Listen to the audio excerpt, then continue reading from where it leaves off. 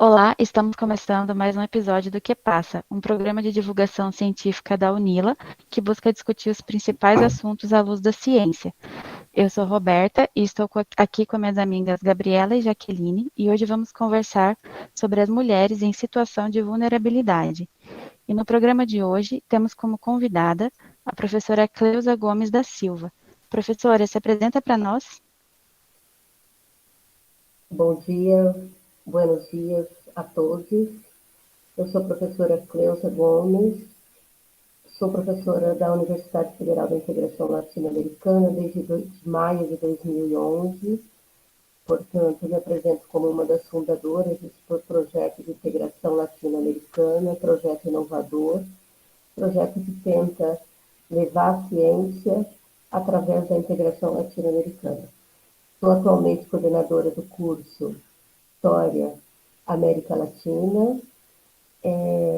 Trabalho com a disciplina de Gênero e Diversidade na América Latina no curso História e Licenciatura e trabalho com a disciplina de História e Gênero na América Latina no curso do bacharelado. Atualmente, estou coordenando um Observatório de Gênero e Diversidade na América Latina e Caribe, que é um projeto de extensão, que é um projeto de pesquisa, e que também é um projeto que nasceu no IMEA. Estamos com um monitoramento da violência de gênero aqui na região de fronteira. E também coordeno, junto com a professora Jorgelina, um projeto de pesquisa também inovador, que vai trabalhar com a primeira médica da Tríplice Fronteira, a Marta Soares. É isso. Professora, mais uma vez a gente agradece a sua participação.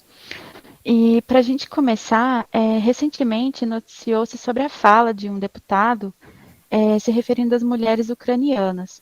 Dentre os diversos comentários que surgiram a respeito, para algumas pessoas passou a ideia de que foi uma forma de elogio. Qual que é o limite entre elogio e o assédio? Podemos dizer que tal situação se enquadraria como violência de gênero? Bem, essa pergunta, Jaqueline, ela é muito oportuna, que ela te abre um leque de considerações bem importantes.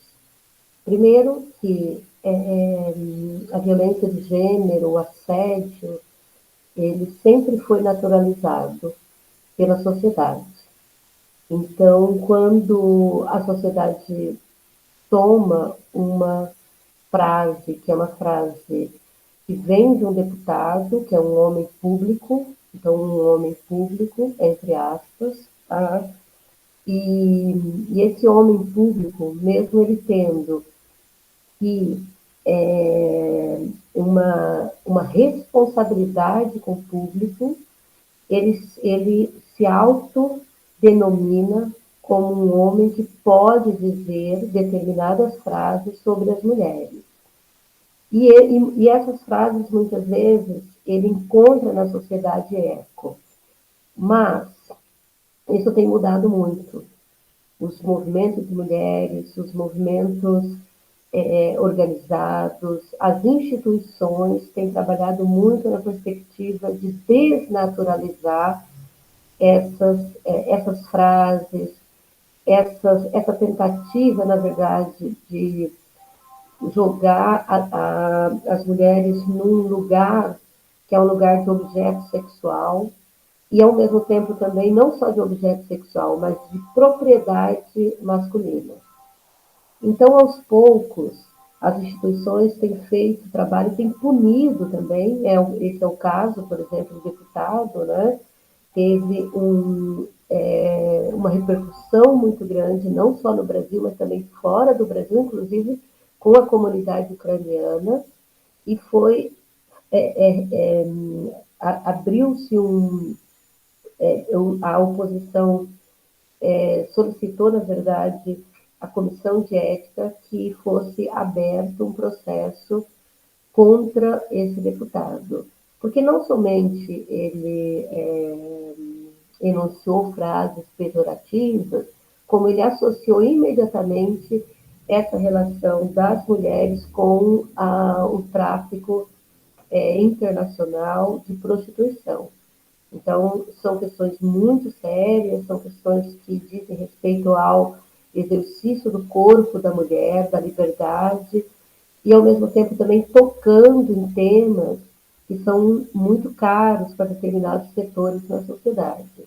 Então, aos poucos, as mulheres que atuam dentro do parlamento têm tentado levar essa discussão e, ao mesmo tempo, também punir de forma exemplar determinadas falas, e não somente falas, mas também práticas sociais que também eram naturalizadas dentro do parlamento. Professora, o que significa estar em situação de vulnerabilidade? E por que se deduz que mulheres em situação de vulnerabilidade social estão mais suscetíveis a situações de violência? Bem, esse termo é um termo que, aos poucos, também nós fomos inserindo o conceito, né, na verdade é um conceito de vulnerabilidade social, nós fomos inserindo aos poucos, primeiro dentro dos órgãos, né, depois aos poucos também fomos instituindo esses conceitos nos documentos, principalmente nos documentos vinculados à área de educação, que é muito importante, né, ser colocado aqui. E é um conjunto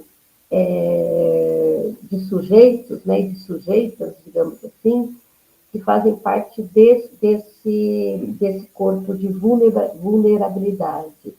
Historicamente, nós podemos situar essas pessoas como pessoas que tiveram menos acesso, primeiro do ponto de vista social, né? E depois, aos poucos, esse conceito ele foi, desculpa, esse conceito ele foi se estendendo para outros grupos sociais. Quais são esses outros grupos sociais? Mulheres, negros, deficientes visuais, pessoas com dificuldade de acessibilidade, enfim, todos aqueles grupos que, de certo modo, são alijados do sistema, que não participam efetivamente do sistema, sejam eles por questões étnicas, sejam eles por questões sexuais, sejam eles por questão de gênero, comunidade LGBTQI+. Tá? Então, você tem um grupo, melhor dizendo, um grupo que aos poucos foram se tornando objetos, digamos assim, né, de atenção das políticas públicas para minorar os problemas que essa comunidade tem enfrentado. No caso das mulheres, especificamente, mas eu não colocaria só mulheres no gênero feminino, né? Eu colocaria aí todos os grupos, tanto as mulheres quanto a comunidade LGBTQIA+, historicamente, tem sofrido, sim, um processo de desigualdade social, de desigualdade de gênero. Então, por isso, esse grupo entra nas políticas públicas e de atenção, e por isso esse grupo é considerado vulnerável. Mas nós temos um adendo a mais. Hoje, você tem cada vez mais, infelizmente, um número crescente de feminicídios, de violência de gênero. As mulheres ainda no século XXI são mortas pela sua condição de gênero. Veio a Lei Maria da Penha, lei do feminicídio, mas se nós olharmos os números, eles são desastrosos. Não é? Na pandemia, por exemplo, aumentou muito a violência de gênero, porque as mulheres ficaram mais em casa e conviveram diretamente com o seu agressor. Então, as mulheres entram realmente nesse grupo da vulnerabilidade. E não é só uma questão de entrar no grupo, é mais do que isso. Você tem também um sistema patriarcal que o tempo todo está deslegitimando essa condição do ser mulher, que não passa apenas pela questão da identidade, também passa pela questão do corpo, também passa pela questão de um sistema que legitima que a mulher é uma propriedade e, ao mesmo tempo, também ela se torna vulnerável diante do seu próprio companheiro dentro de casa. Então, é todo um sistema que legitima a violência de gênero. Professora, quando se fala em violência contra a mulher, a gente normalmente pensa em violência física, né? E as falas que são ditas contra as mulheres são muitas vezes naturalizadas, como você comentou. São taxadas como brincadeiras ou como palavras tiradas de contexto. Mas por que o discurso também é, sim, uma forma de violência? Essa pergunta é muito boa. Bem, vamos começar dizendo que a Lei Maria da Penha, que é uma lei fantástica, ela é uma lei muito boa, viu? Porque ela agora recentemente, né, 15 anos aí, eu inclusive fiz uma fala com o nosso juiz aqui no juizado da violência, de proteção, na verdade, a violência contra a mulher, doutor Ariel, que aliás é um juiz que eu prezo muito, gosto muito, e ele me convidou para fazer uma fala sobre sobre a comemoração da Lei Maria da Penha, e até estou esperando aí um pouco para poder publicar esse texto. A lei ela é preventiva, e uma um dos capítulos é exatamente a violência psicológica, né? Então, não é só uma questão... A física é, digamos assim, é o ápice, né? É quando a mulher já foi agredida na sua corporalidade.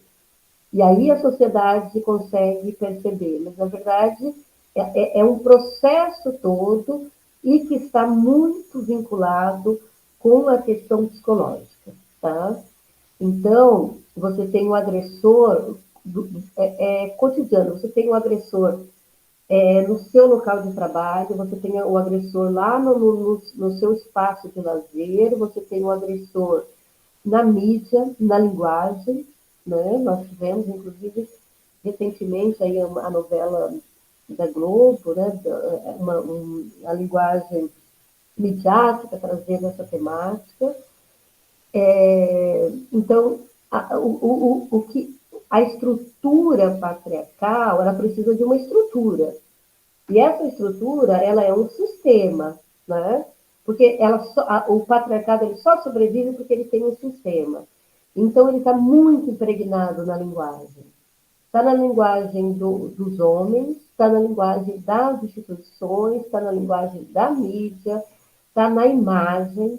A imagem ela é construtora de significados e de sentidos e vai reafirmando esse lugar de objetificação do corpo feminino. E esse lugar de objetificação do corpo feminino vai construindo essa ideia de desigualdade de gênero. Tá? Desde a doutora Dariel sempre fala isso, né? Você chega numa livraria para comprar um livro, e aí para uma criança, e começa lá na infância, né? Lá na escola. A escola é uma grande construtora de linguagem de desigualdade de gênero, infelizmente. Por isso, nós precisamos muito trabalhar no campo da... Aliás, eu sempre digo isso, por isso as minhas pesquisas, o lugar possível de mudança, de diminuição, né, da violência de gênero é na educação, não há outro caminho. Então, você chega numa livraria, e lá na livraria você quer comprar um livro para sua filha. E lá na livraria já começa que os livros são rosa para as mulheres, e os livros para os meninos são de outras cores e sempre associados a carros, a engenharias e assim por diante. Então aí começou uma linguagem extremamente complicada. Tá? E esses livros quase sempre são livros domésticos, são livros colocando a mulher no seu lugar natural, que é dentro de casa e de serviço à masculinidade. Então, essa mulher não pode pensar que ela pode ser uma engenheira, que ela pode ser uma astronauta, que ela pode ser uma mulher da ciência. Mas isso mudou, Porque mesmo com essa linguagem, as mulheres estão na ciência. Né? As mulheres, agora na pandemia, a Unila, inclusive, foi um exemplo disso. Né? As mulheres tomaram a frente da questão da pandemia. Né? As mulheres médicas, as mulheres, muitas mulheres, inclusive, à frente do processo, junto com os maiores laboratórios mundiais de criação da vacina contra o Covid. Tá? Então, mas a linguagem continua aí, né? Continua trabalhando nessa perspectiva que a linguagem está, sim, a serviço do patriarcado. Então, a formação de discursos, ela é extremamente necessária ser desconstruída o tempo todo, tá? E eu acho que a mídia, o sistema de comunicação como um todo tem muita responsabilidade nessa questão. Mas nós, que trabalhamos com a educação, também temos muita responsabilidade. Então, nós temos que estar o tempo todo desconstruindo os discursos que estão sendo veiculados o tempo todo no social, no privado, enfim, em todas as formas de linguagem, nos livros didáticos, nas editoras como um todo, porque ele é veículo mediador. E como veículo mediador, ele tem que ser capaz de destruir e, ao mesmo tempo, também construir novas linguagens. Professora, o sociólogo francês Pierre Bourdieu, ele traz o conceito de violência simbólica. Qual que é o seu significado e quais exemplos podemos observar em relação às mulheres? Bem, Pierre Bourdieu ele vai trabalhar com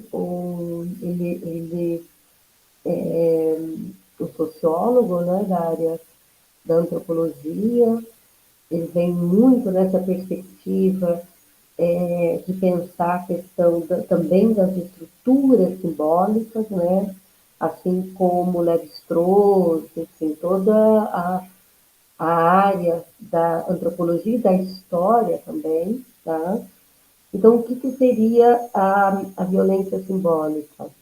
É aquela violência que tem uma estrutura, mas que ela se manifesta no campo, como nós já falamos anteriormente, como no campo das estruturas mentais. Tá? Então, essas estruturas mentais, ela precisa ser solidificada em todo o campo, que eles chamam inclusive de campo social. Né? Entende? Então, a violência de gênero, ela está exatamente nessa violência simbólica, mas ela não é só simbólica. Tá? Não é fácil explicar a teoria do Bourdieu, né? Tanto que é um autor que os alunos apresentam bastante dificuldade no entendimento, mas para que o público consiga perceber, então eu vou exemplificar, né, como você trouxe muito bem a questão. Tá? Quais são os exemplos? Por exemplo, uma sociedade ocidental, ela tem uma linha toda, ela tem uma estrutura social. E aí eu vou fazer um exemplo, vou trazer até um exemplo da professora Rita Segato, tá? Que eu trabalho nas minhas disciplinas. Então, o que acontece? Você tem um modus operandi ocidental, que vem desde o século XVIII, que construiu a ideia da mulher dentro do espaço doméstico. Então, essa é uma estrutura simbólica. Tá? Dentro do espaço doméstico, a mulher do lar, a mulher numa hierarquia inferior ao homem, né? E ele é do público, ela é do doméstico, e levou para dentro do espaço doméstico o cuidado com os filhos. Tá? Então, ela a mulher é como se ela fosse uma, digamos assim, uma cuidadora, tá? Dos valores ocidentais dentro de casa. Aí nós temos a tríade nuclear familiar. Tá? Então,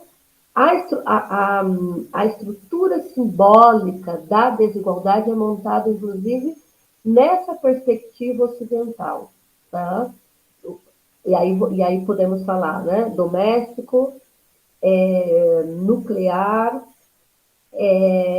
a mulher naturalizada na sua condição doméstica, em contraponto, que nós chamamos aí dos binarismos, né? Em contraponto ao homem público, ao homem político, tá? Enquanto que a mulher é privada. Tá? Isso tudo são estruturas simbólicas que estão sendo montadas. Tá? E isso permeia a história, isso vai permeando todas as histórias. Se você vai, por exemplo, para as comunidades tradicionais, nós não temos essa mesma estrutura simbólica. Nós temos outra configuração de cuidado com os filhos, de cuidado com a maternagem, do modelo de maternidade, por exemplo, toda a comunidade dos povos tradicionais tem o cuidado com os filhos e não necessariamente a atribuição da maternidade e do modelo de mulher burguesa se enquadra dentro das comunidades tradicionais. Entende? Então, a estrutura simbólica é outra. E os povos tradicionais, claro, isso até a invasão europeia, né? Depois da invasão europeia vai chegar até as comunidades tradicionais, tá?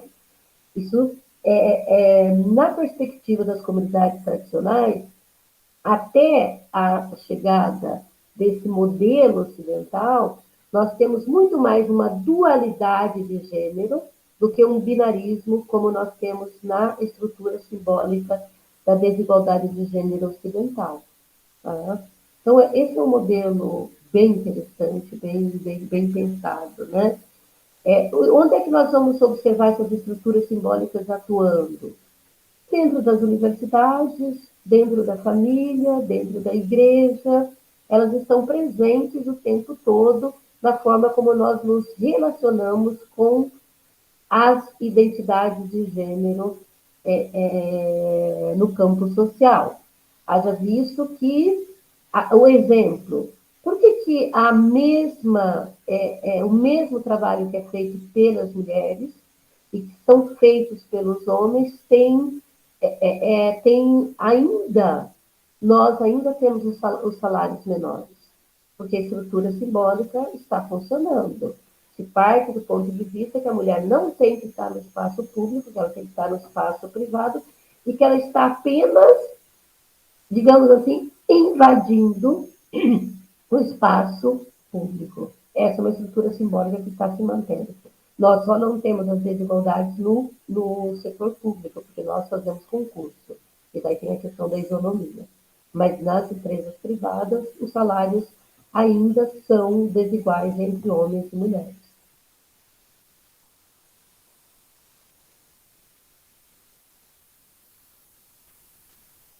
É isso. Professora, voltando para o caso do deputado ali de São Paulo, recentemente eu vi outra polêmica envolvendo também um parlamentar do estado de São Paulo que foi filmado assediando uma deputada na Assembleia, né? Sim. E nesse caso, o deputado foi absolvido, alegando que se tratava de, entre aspas, né, um rápido e superficial abraço. Vendo esses dois casos e o desfecho diferente que eles tiveram, a senhora acha que a sociedade está de fato preocupada com as mulheres ou é só uma preocupação momentânea e uma preocupação política? Gabriela, a pergunta é excelente. Primeiramente, voltamos de novo. A estrutura sistêmica, a estrutura simbólica sistêmica, ela sempre trabalhou numa perspectiva de que o espaço público não é um lugar para as mulheres. Tá? Então, é muito recente a entrada das mulheres no espaço público, certo? Nós não podemos esquecer, Gabriela, que nós só chegamos do ensino só no final do século XIX. Né? Para a história, 100 anos não é nada. Tá? E com muita luta. Muitas mulheres morreram, muitas mulheres deram a sua vida para adentrar o espaço público. O voto é super recente. Né? Nós não tínhamos direito nem ao voto, nem votar e nem ser votada. Tá? No Brasil, nós só conseguimos nós só conseguimos o voto em 1934. Em 1932 começa lá no Rio Grande do Norte, tá? E a Berta Lúcia e todas as outras mulheres lutaram muito para que nós tivéssemos o direito ao voto. Então, é uma conquista muito recente. Nós entramos digamos assim, para a educação feminina só no final na Europa, século XIX, também praticamente metade do século XIX, e nós aqui no Brasil só no final do século XIX, início do século XX. Tá? Então, digamos assim, nós estamos empurrando a entrada das mulheres dentro do espaço político. O espaço político, ele é um espaço extremamente masculino. Tá? Nós tivemos um crescimento agora nas últimas eleições das mulheres, mas o número de mulheres dentro do espaço, dentro do parlamento, dentro da Câmara dos Vereadores, dentro do Executivo, é muito pequena. Tá? Nós estamos aí em torno de 29%. Tá? Nós temos uma lei que obriga que todos os partidos seja contemplada a participação das mulheres. O que os partidos fazem? É lei, né? Quer dizer, o que os partidos fazem? Colocam as mulheres só para serem laranjas, tá? Só para conseguir, digamos assim, preencher as cotas para que possa vir para dentro do partido os recursos, o fundo eleitoral. Tá? Mas mesmo assim as mulheres foram e estão indo à luta. Nós temos aí mulheres muito combativas hoje dentro do parlamento. Esse caso eu acompanhei, né? Uma deputada combativa, certo? Uma deputada que traz um histórico, inclusive, de combate à violência de gênero, tá? E o que ela fez? Ela não naturalizou o assédio sexual, tá? Você pode dizer assim, mas ele não foi punido. Você está certa, tá? Ele só, a comissão de ética só levou o caso adiante porque isso vazou para a mídia e teve uma repercussão muito, muito grande, porque o histórico de assédio dentro das instituições é muito alto, tá? Tem um estudo, tá?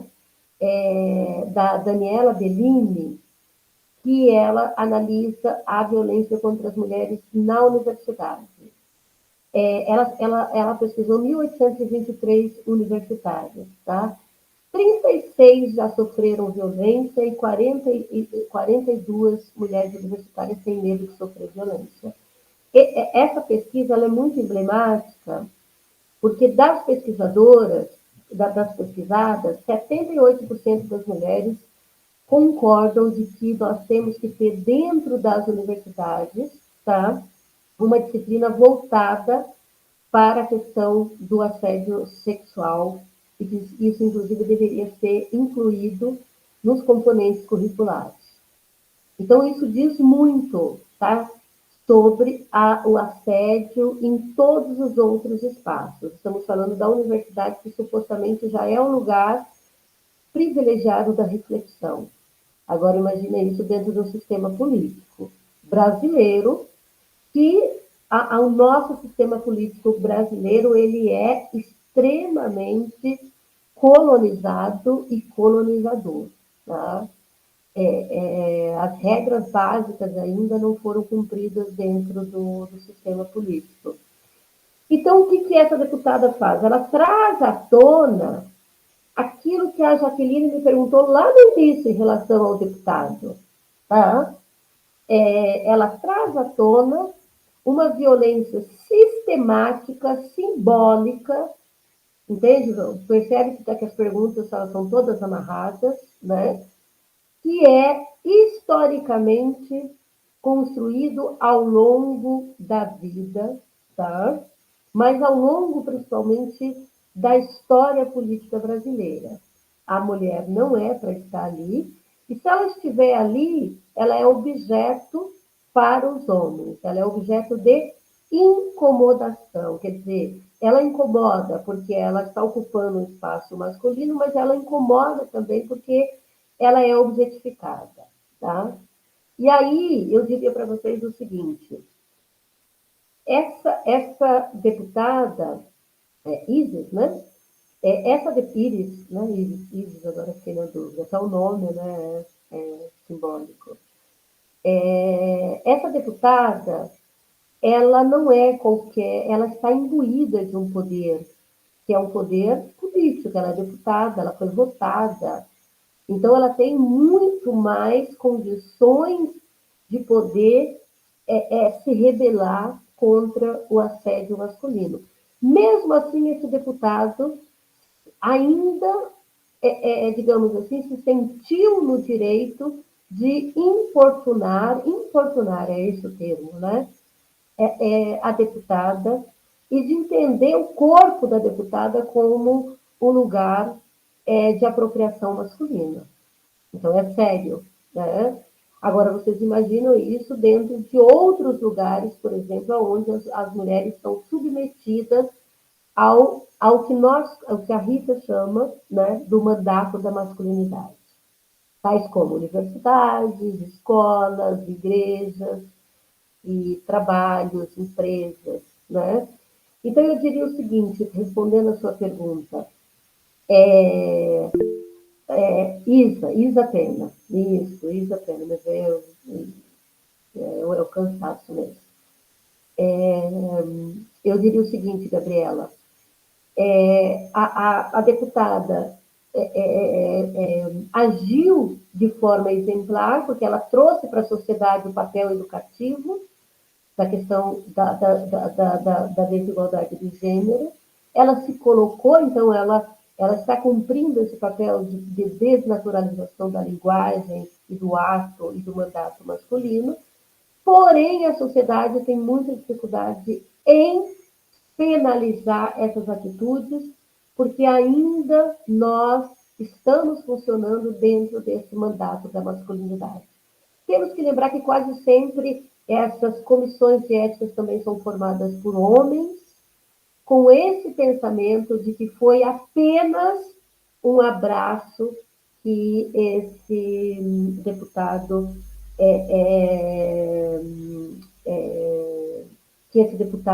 fez naquele momento. Mas essa deputada sabe que lá no ônibus, aonde a mulher pega o ônibus todos os dias, ela tem outros homens, por exemplo, encoxando as mulheres, assediando quando a mulher pega um ônibus. Então, essa deputada traz o histórico de vítimas e, ao mesmo tempo, também, que é muito importante, quando ela traz isso à tona, ela não representa somente a ela representa todas as mulheres. E por que as mulheres não vão para o parlamento? Porque é muito difícil, porque é muito complicado, né? E nós percebemos isso no nosso dia a dia, em todos os espaços, tá?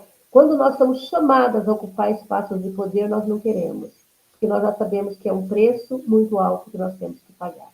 Mas, por outro lado, nós também não podemos nos eximir, porque é quando as mulheres chegam nesses espaços que elas pensam em quê? Nas desigualdades, nas questões das mulheres, nas questões das mulheres que têm filhos, por exemplo, né? Então, são essas mulheres que vão levar as pautas das mulheres para dentro desses espaços políticos. Então, nós não podemos negar também a participação feminina nesses espaços, mesmo que seja complicado. E aos poucos também, nós precisamos discutir essas questões dentro dos espaços políticos. E o parlamento não pode ser só um lugar, não podem ser só lugar de homens, porque as leis e todas as questões que passam pelo parlamento incidem diretamente sobre as nossas vidas, porque mais de 50% da população é feminina.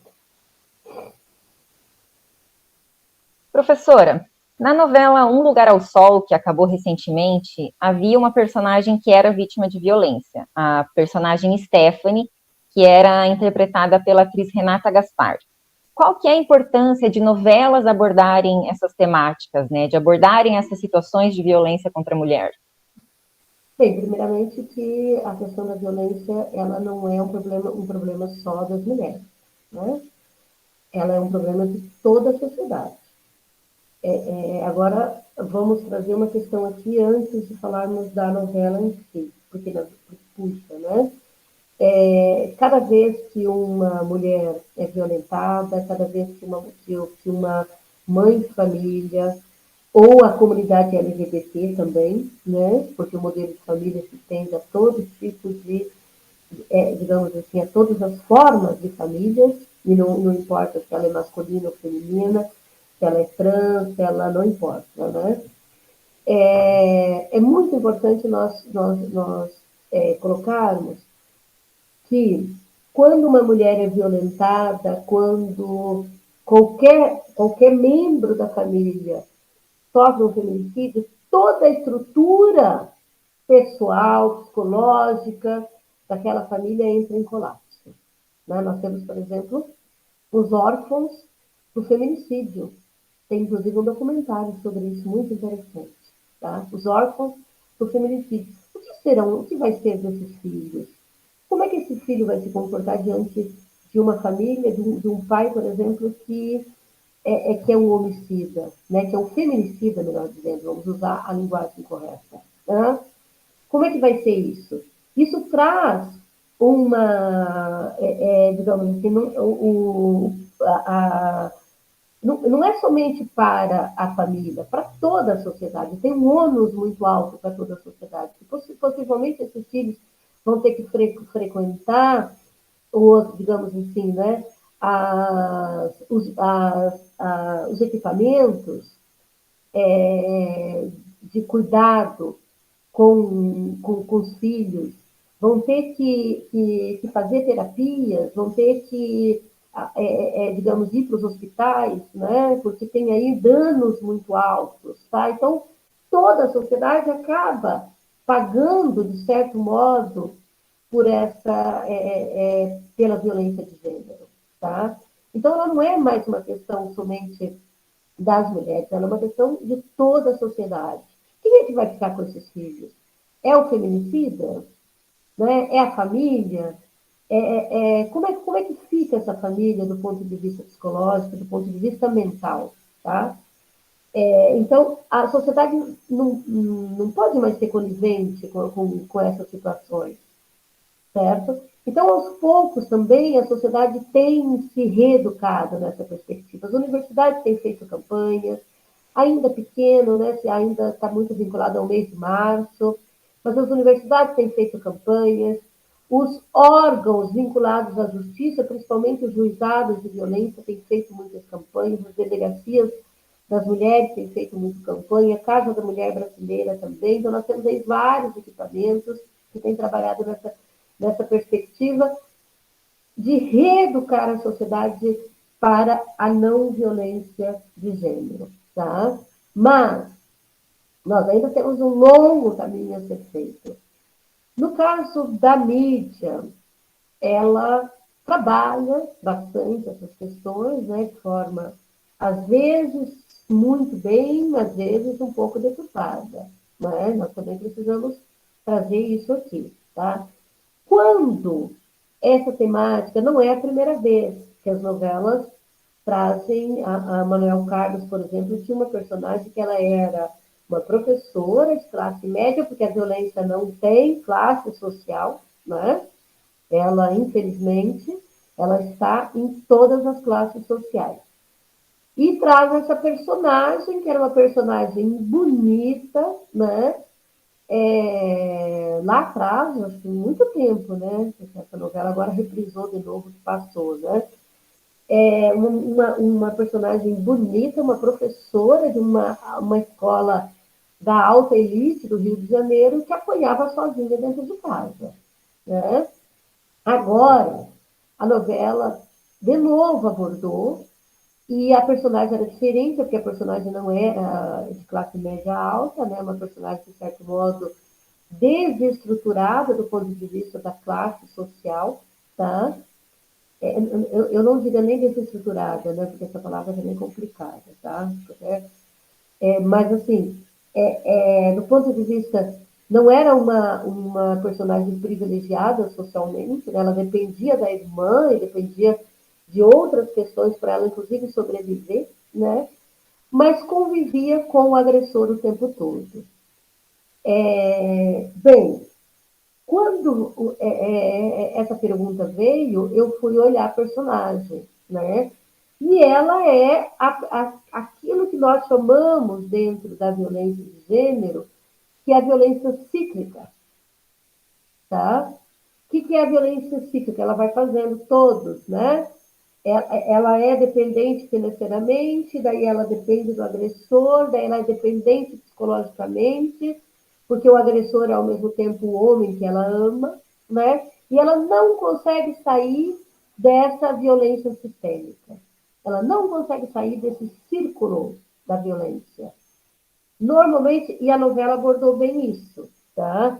Isso, nesses casos é muito recorrente no juizado de violência e nos equipamentos, no CRAM, tá?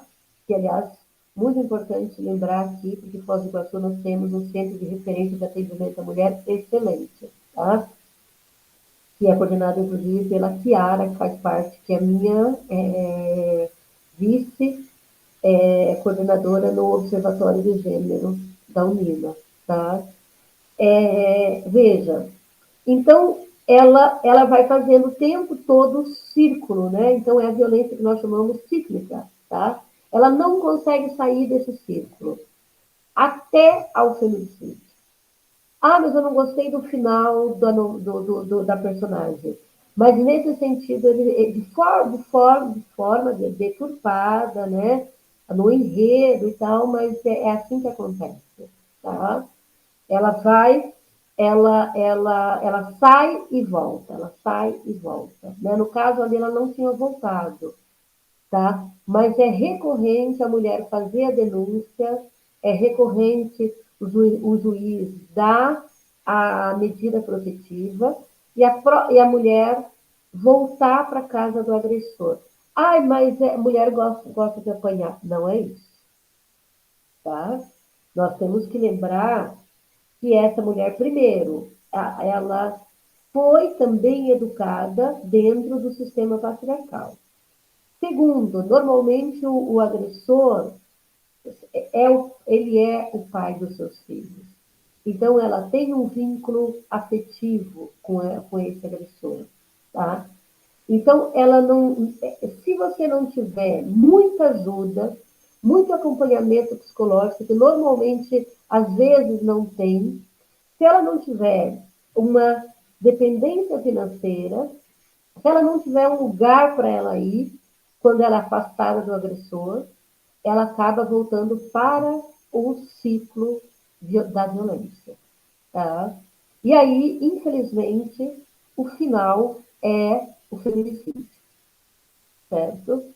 Então, a novela, nesse sentido, ela retratou bastante esse ciclo da violência. Enfim. Mas, nós poderíamos dizer o seguinte, o que a novela não retratou? Exatamente o trabalho que os equipamentos voltados à violência de gênero são eficazes. Por exemplo, a denúncia, a primeira questão que tem que ser feita é a denúncia formal dessa violência, desse agressor na delegacia da mulher. Por mais difícil que seja esse processo. Ela precisa da notificação, tá? Ah, mas nós temos muitos casos de várias notificações e a mulher morre. Temos. Mas o ato da notificação, ela é importante.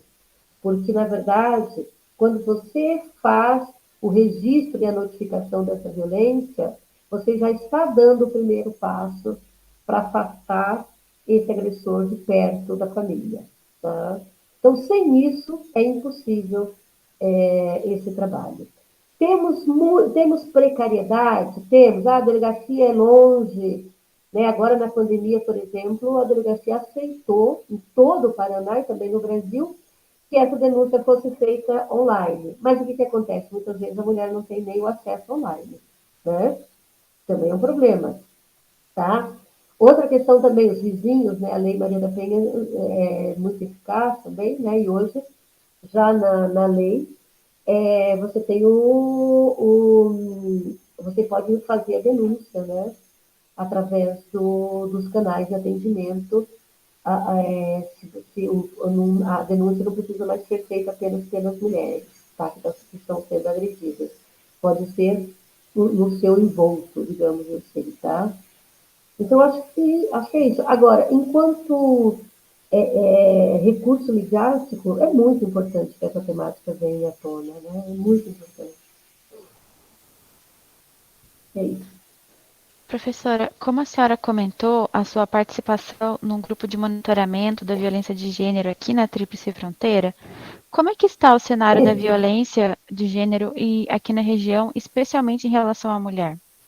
Olha, Roberta, nós ainda estamos no processo. Nós vamos entregar agora, em maio, final de maio, o primeiro levantamento. É muito difícil fazer levantamento. Monitoramento da violência de gênero é digamos assim, uma das pesquisas mais difíceis, porque por tudo isso que nós já falamos, né? Nós temos a subnotificação, né?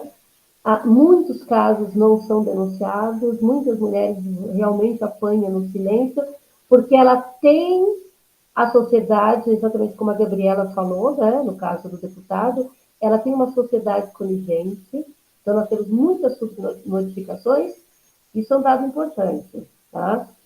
Os órgãos que coletam os dados também tem uma linguagem ainda precária, né? Por onde é que entra a violência? Muito nos hospitais, tá? Muito na Secretaria de Saúde.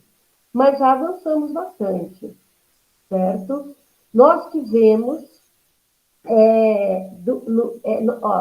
nos 2 últimos anos, nós tivemos um aumento de notificação da violência de gênero aqui em Foz do Iguaçu.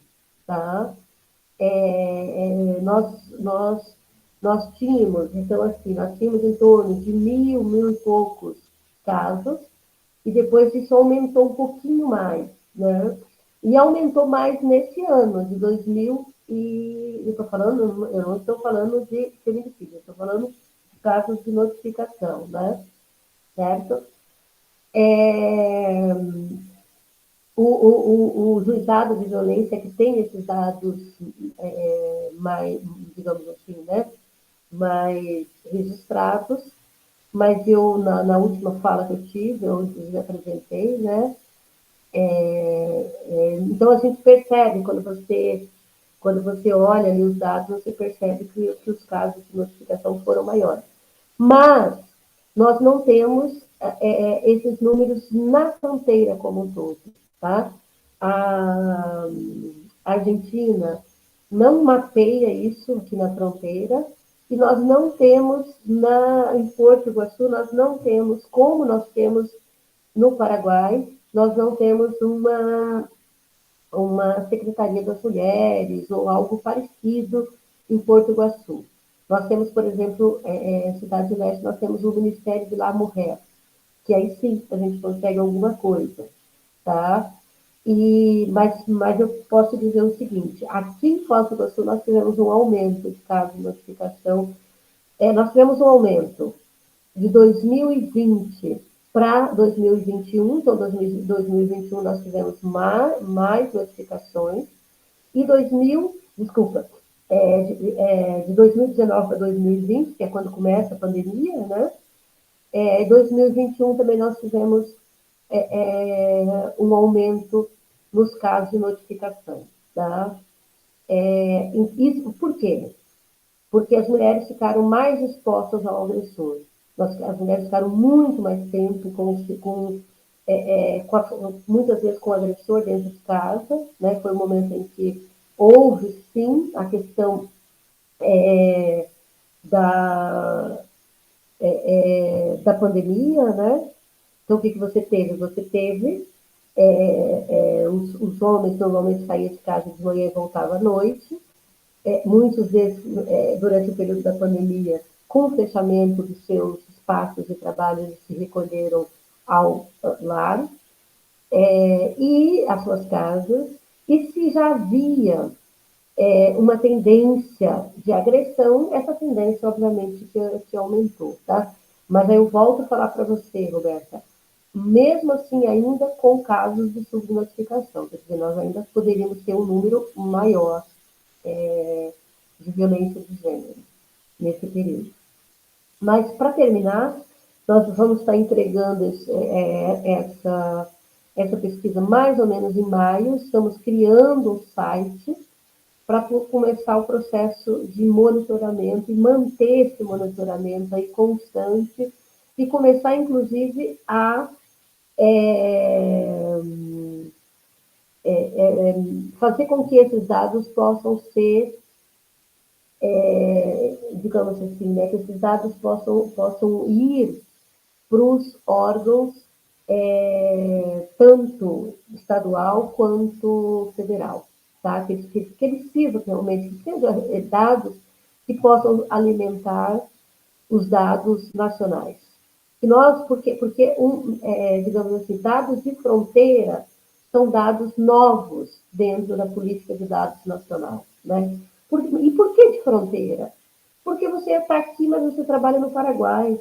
Então, muitas vezes, os agressores ou estão aqui ou estão no Paraguai, você estuda no Paraguai, você entende? Então, você tem aí aquilo que nós falamos em espanhol, né? Você cambia, você essas informações elas não podem ser somente locais, elas precisam ser informações que consigam mostrar a nossa realidade, tá?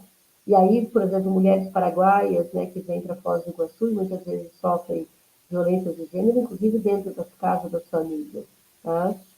É um trabalho também difícil, um trabalho meticuloso, mas que é necessário, que pode realmente trazer aí algumas, digamos assim, alguma luz para os dados nacionais, tá? E nós temos pouquíssimos casos de dados assim. Nós temos lá na fronteira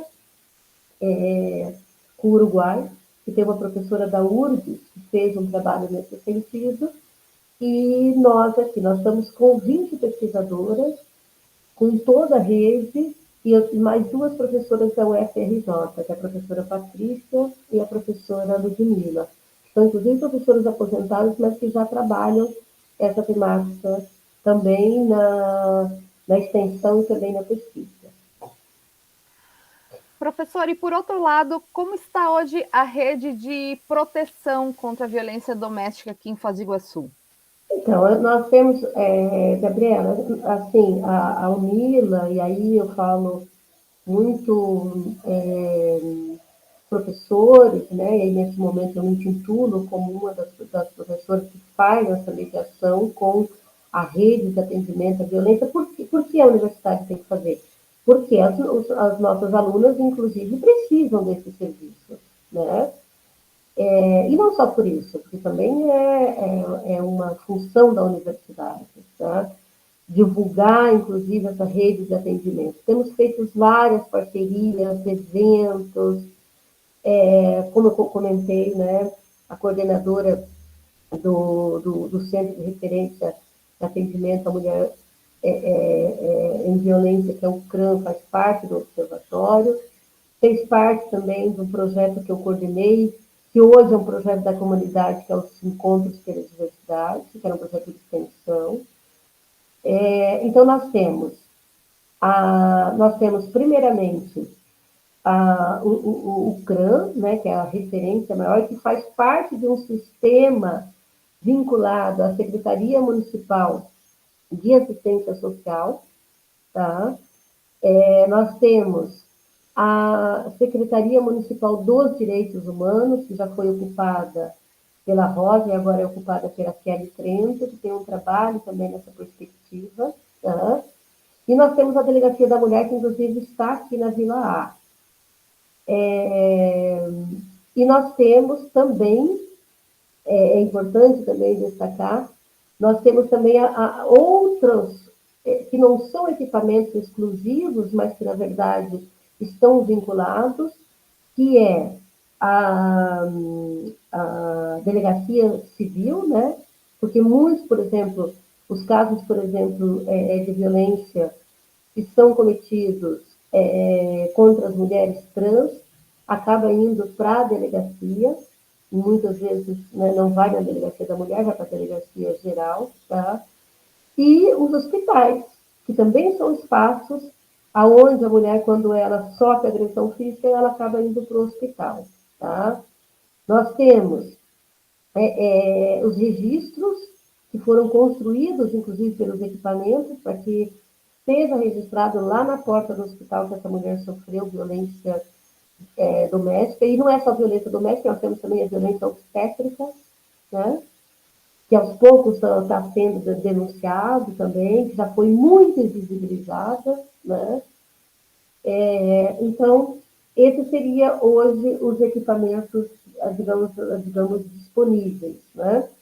Mas eu sempre digo,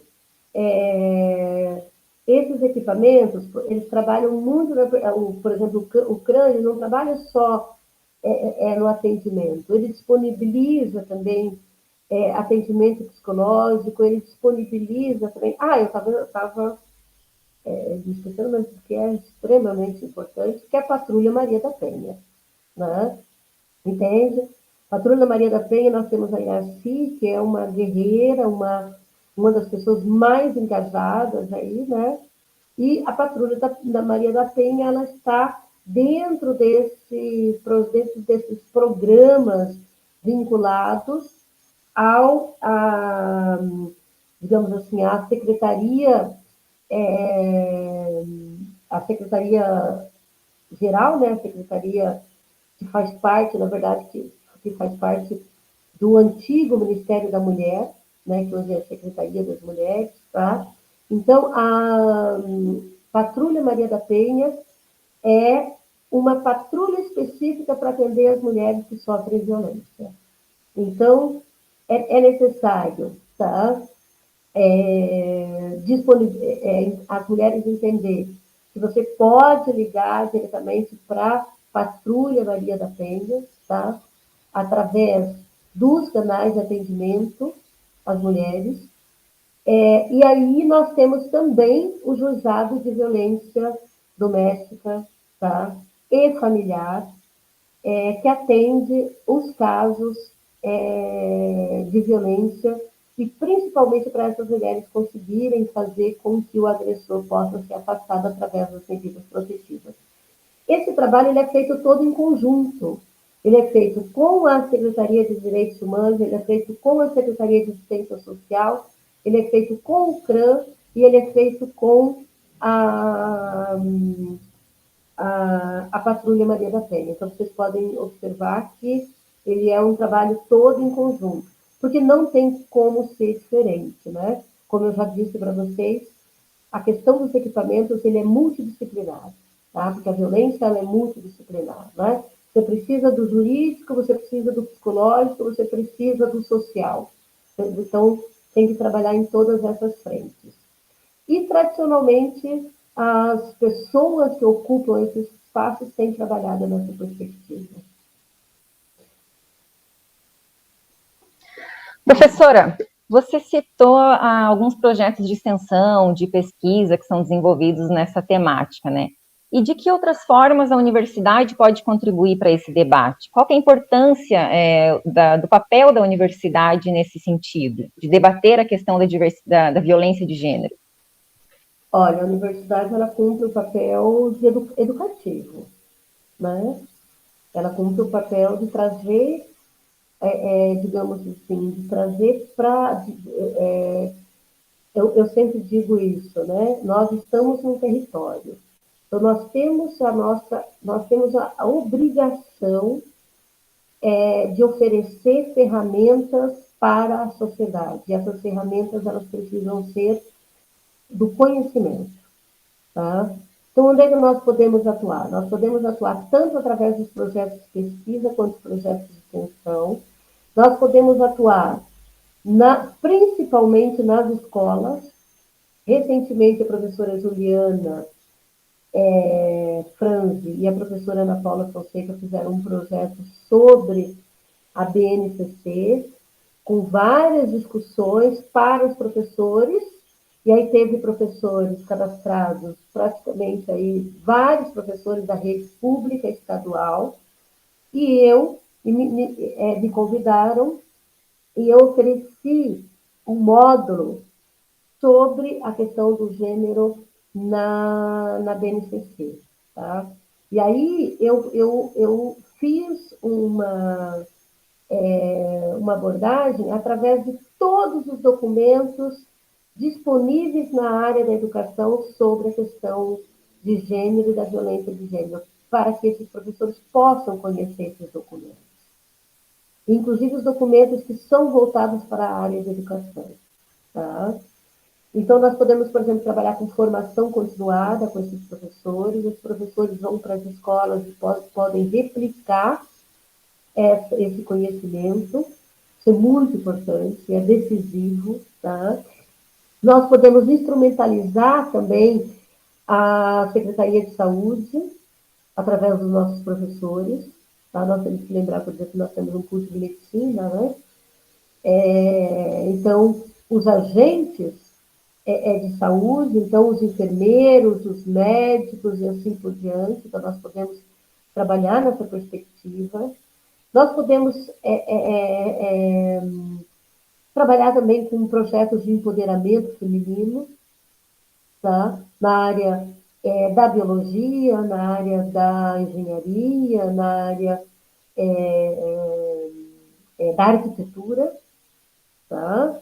Inclusive tem professores de arquitetura que trabalham com essa temática, então muito importante. Nós podemos chegar até as comunidades carentes, tanto Bubas, quanto Vila C, Cidade Nova, né? Nós podemos, por exemplo, junto com os nossos estudantes, nós podemos fazer projetos de leituras, e que essas leituras tenham enfoque de gênero, né? Através de construção de bibliotecas. Nós podemos colocar nas nossas grades curriculares essa temática, como tem no curso de História, como tem no curso de Antropologia, como tem no curso da Saúde Coletiva, como tem na Arquitetura e como tem nas optativas. Tá? Então, esse é um passo importante. Nós podemos trazer essa discussão dentro das políticas afirmativas, dentro da universidade e fora da universidade. A Unila compôs um grupo de trabalho e tem ali todas as representações para pensar as políticas de permanência e políticas afirmativas dentro da universidade. E o grupo de gênero é muito atuante, porque nós temos o Comitê de Equidade de Gênero, está vinculado diretamente à reitoria. Tá? Nós podemos trabalhar com os técnicos em assuntos educacionais, principalmente através da Projeto, tá? E já tem tido aí várias formações nesse sentido, de forma inovadora, trazendo pessoas que trabalham com essas temáticas dentro da universidade, fora da universidade, tá? Para que os pais que vão trabalhar com as estudantes, que vão trabalhar com a comunidade LGBT, QIA+, possam ter formação nesse sentido, porque às vezes não é somente, eu sou preconceituoso. Eu venho de um sistema preconceituoso. Tá? Então, só o conhecimento é que é capaz de gerar outras formas de pensamento. Não há outro caminho. Eu e o doutor Ariel, todas as vezes que a gente está nos eventos, ele fala, eu falo a mesma coisa. Não há outro caminho. Tá? Eu recebi dele, inclusive, que a gente troca muitas informações. Eu recebi dele, depois posso passar para vocês, inclusive, para a gente disponibilizar, tá? Todo um levantamento da violência de gênero em todas as universidades do Brasil, certo? É um material fantástico e difícil de ser feito também, tá? Então, assim, Jaqueline, tem muito a ser feito, tem muito trabalho. Tá? Nós não podemos perder de vista que a universidade ela tem que ser propositiva, ela tem que mudar o seu território, ela tem que ir até a comunidade, mas através do conhecimento, através da pesquisa. Tá? Então, as áreas vinculadas quase sempre são as áreas de ciências humanas que trabalham mais com essas temáticas. Mas nós temos condições, a Unila, exatamente pelo seu caráter inclusivo, nós temos condições de trabalhar essa temática em todas as áreas de conhecimento dentro da universidade. E aos poucos eu acho que nós estamos construindo. O caminho é longo, mas ele está sendo feito. Tá? E não é só para dentro da universidade, tem que ser para fora da universidade. Uma universidade que só dialoga com seus pares, ela não cumpre sua missão. Ela precisa ir além. Tá? Então, eu sempre faço extensão, pesquisa e ensino. Tá? O tripé, ele não pode ser só na teoria, ele tem que ser na prática. Tá? Então, por exemplo, e para fechar, eu estou numa especialização que chama Ensino de História na América Latina. Eu ofereço uma disciplina que chama Gênero e Diversidade no Ensino de História na América Latina. E com quem que eu trabalho ali? Quase sempre com professores da rede pública municipal e estadual. Tá? E aí, essas, né, que quase sempre são professoras, nós tivemos a oportunidade de passar por muitos documentos, por muita teoria, por muita discussão, mas eu trouxe, sim, uma discussão muito voltada para a educação. Inclusive, o trabalho final da disciplina foi cada grupo fazer projetos de intervenção na sua escola sobre a questão do gênero. Tá?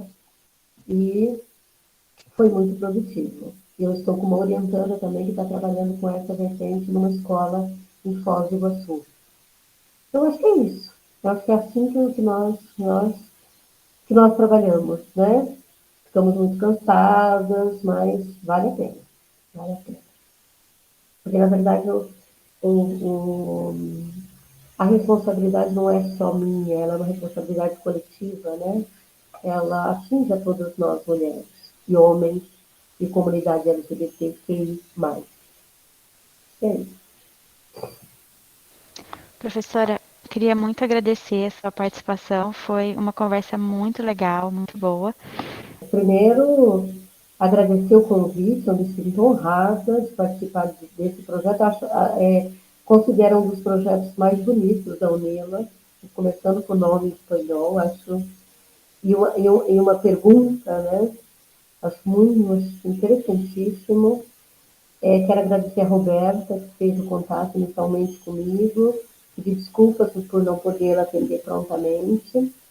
A Gabriela, que conheço, Jaqueline, esse corpo de mulheres, né? Mulheres que também me inspiram, o Jackson, que está aqui, e toda a SECOM. A SECOM tem, durante todo esse tempo que eu tenho estado à frente, a SECOM tem sempre me chamado.